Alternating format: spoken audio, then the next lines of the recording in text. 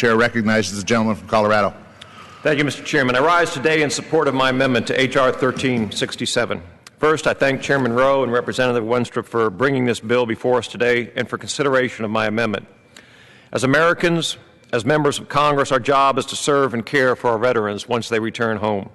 That's what H.R. 1367 does. My amendment strengthens this important bill, guaranteeing that the Department of Veterans Affairs can employ the best people to care for our veterans. My amendment makes clear that former political appointees at the VA are not eligible for direct hire authority for competitively selected positions without first going through the proper civil service hiring process. Americans' veterans deserve the top care from people who are devoted to serving them.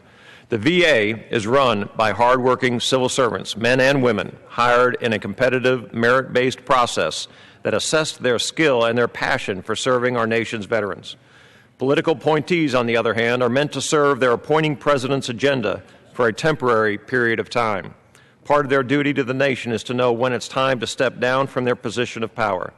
My amendment prevents former VA political appointees from using their political connections to jump ahead of other qualified individuals burrowing into a high-paying career position at the VA.